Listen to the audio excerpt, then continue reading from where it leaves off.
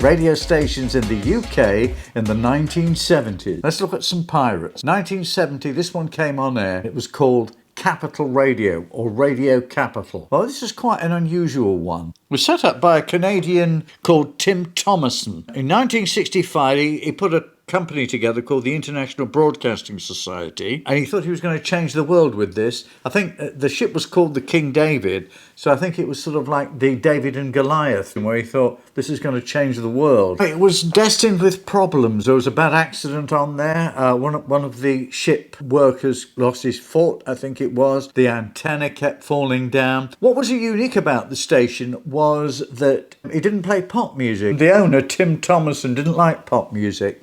So he put together a format which was really a lot like the format that was coming together in the USA about that time, a little bit later maybe, called Beautiful Music. Sort of instrumental versions of pop songs or slightly old pop songs, classic. Well, they didn't call it a Beautiful Music station.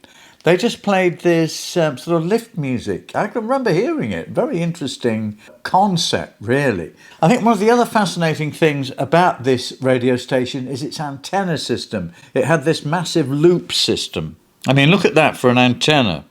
Now, erecting a horizontal loop antenna like that on a ship caused some problems anyway.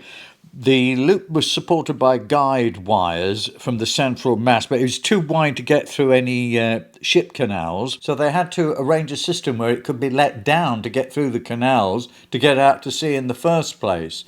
Now, I do remember picking up this station, and because of, you can see how the antenna is continuously changing its position with the sea. Now, apparently, if the ship was in quite a bad storm, it would list to one side and the antenna could actually touch the sea, which caused all kinds of problems. But it was continuously going in and out of load, and I can remember seeing the S-meter going up and down when you were listening to it anyway. As the ship swayed from one side to the other, the loading would change. They were in position on April 25th, 1970, off Holland.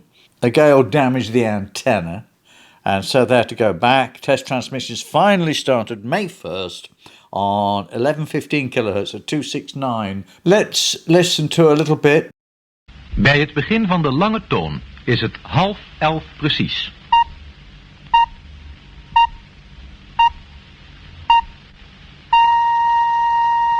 Half 11.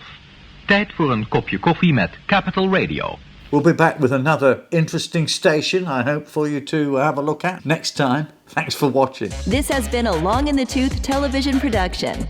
Subscribe to Peter's channel for more short bites of information for the radio generation.